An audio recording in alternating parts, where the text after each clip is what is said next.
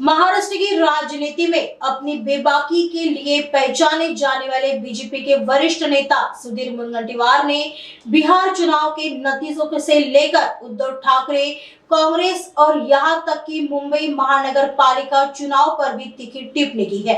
आइए एक नजर डालते हैं उनके बड़े बयान पर। असं आहे, शाब्दिक कोटी करण्याचं काहीच कारण नाही। बिहारमध्ये विजय प्राप्त झाल्यानंतर साधारणतः असं म्हणण्याची पद्धत आहे की जो जीता वो सिकंदर। आता बाकीच्यांनी आत्मचिंतन करण्याच्या ऐवजी वाद घालण्याचा प्रयत्न केला तर नुकसान भारतीय जनता पार्टी किंवा एनडीएचं नाही, नुकसान त्यांचं होईल। त्यांनी स्वतः आत्मचिंतन करून आज आपल्यावर ही परिस्थिती का आली, खरं तर तेही आमचे मित्र होते, माझी मित्र होते, पण 24 ऑक्टोबर 2019ला मनात बैमानी आली।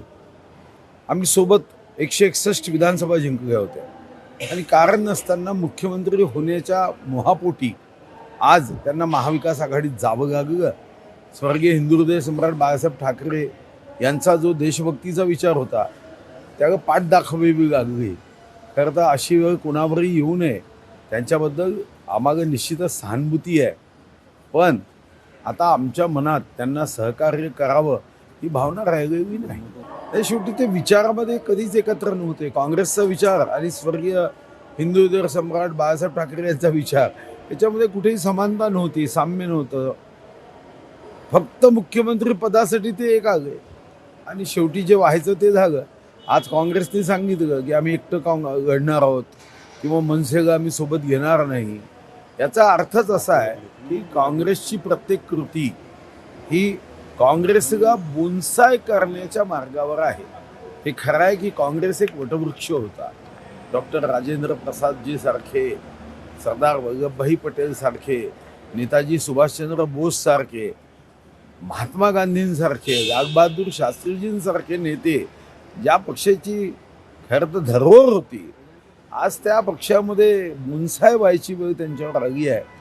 आणि कधीतरी म्हणावं लागेल, फार फार वर्षापूर्वी काँग्रेस नावाचा एक राजकीय पक्ष होता असं म्हणण्याची वेळ त्यांनी स्वतःवर तरी आणू नये। नाही, युती किंवा महायुती जरी असली तरी स्थानिक स्वराज्य संस्थेमध्ये हे आजच नाही आहे। मी 1996 मध्ये प्रदेशाचा जनरल सेक्रेटरी म्हणून काम केलं। तुम्ही बघितलं असेल की 95 ते 99 जेव्हा या निवडणुका झाल्या तेव्हाही युती झाली नव्हती।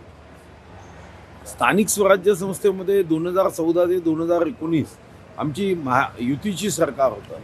तुम्हाला आठवत असेल कल्याण डोंबिवलीमध्ये आम्ही एकमेकाच्या विरुद्ध निवडणूक लढवली। त्यांच्या 52 जागा निवडून आल्या, आमच्या 42 जागा निवडून आल्या।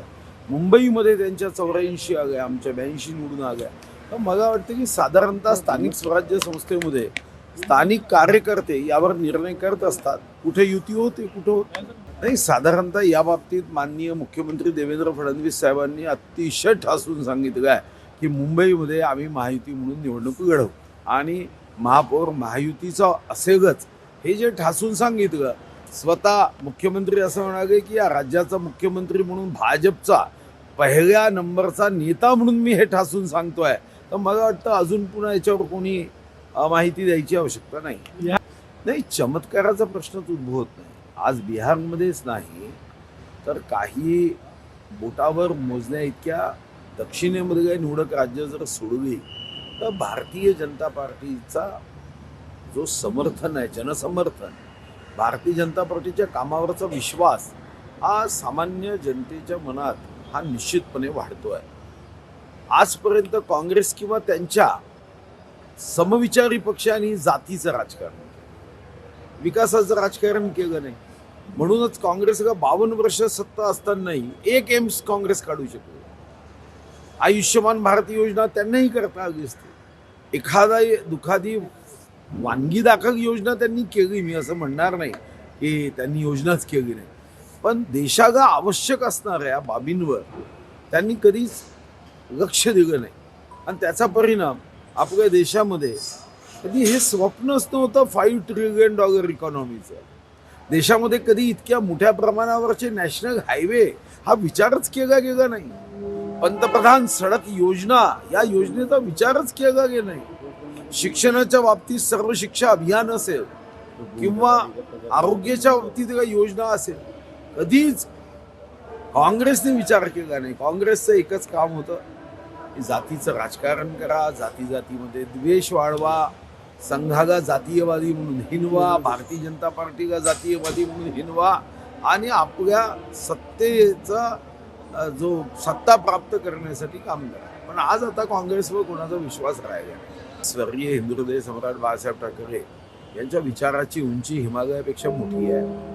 आमच्या सर्वांच्या हृदयामध्ये त्यांचं एक खूप आदराचं स्थान आहे. त्यांचा विचार या देशाला जातीपातीच्या बाहेर जाऊन निश्चितपणे देशभक्तीचा विचार होता.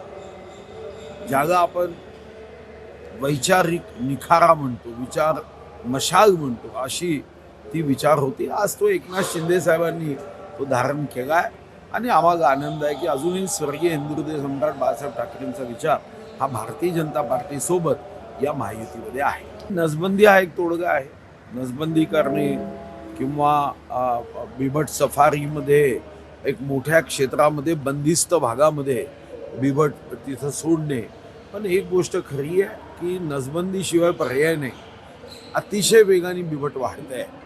अगोदर मुंबईमध्ये अशाच पद्धतीचे प्रकार व्हायचे, पण मग जनजागरण, काही गोष्टी, काही लोकांना सूचना करत 2014 नंतर बोरीवलीच्या संजय गांधी नॅशनल पार्कच्या माध्यमातून आत्ता साधारणतः 10-11 वर्षामध्ये मात्र कोणती घटना झाली नाही. 2014च्या अगोदर अशा घटना खूप व्हायच्या. तर मला असं वाटतं की या दृष्टीने बिबट्यांच्या नसबंदीचा प्रस्ताव घेऊन तो करायला कुठेही काही अडचण नाही. मनधरणी आपण करतोच. शेवटी पक्षाला एक एक कार्यकर्ता त्याच्यासाठी प्रिय असतो. कोणत्याही पक्षामध्ये सब चलता है असं म्हणून कार्यकर्त्याकडे दुर्लक्ष केलं ते एक दिवस त्या पक्षाची काँग्रेस जागेशिवाय राहत नाही. कार्यकर्ता त्या पक्षाचा आत्मा आहे म्हणून समजवण्याचा प्रयत्न केला पाहिजे. शेवटी आपलेच लोक आहे. नाही मग माहिती नाही, नाटक 50 रुपयातही पाहता येतं, 25 रुपयातही पाहता येतं, कुठं आपण फुकटही पाहू शकतो. त्याच्यामुळे त्या ठिकाणी प्रेक्षक किती आहेत आणि नाटक निर्माण करण्याचा खर्च किती आहे यावर तिकीटचा दर ठरत असतो. तो 50 रुपये की 100 रुपये हे मात्र त्या निर्मात्यावर अवलंबून आहे. मला एक गोष्ट माहिती आहे की या संदर्भातला आम्ही कायदाही प्रस्तावित केला की गडकिल्ल्यांवर जर कोणी दारू पित असेल तर सामान्य दारू सार्वजनिक जागेवर पिण्याच्या संदर्भातला कायदा लागू न होता त्यावर जास्त कडक कायदा व्हावा. मला वाटतं की तो प्रस्तावित कायदा होता.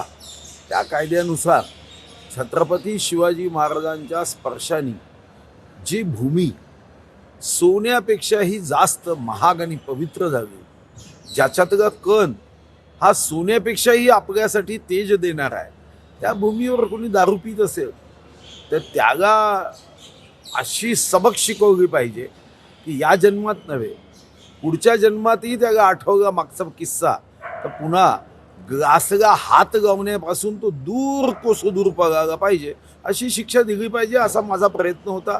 दंडही आम्ही वाढवला होता. विधी व न्याय विभागाकडे तो प्रस्ताव होता. आता काय मला माहीत नाही, कारण आता मी सध्या आमदार आहे. अधिवेशनात मी विचार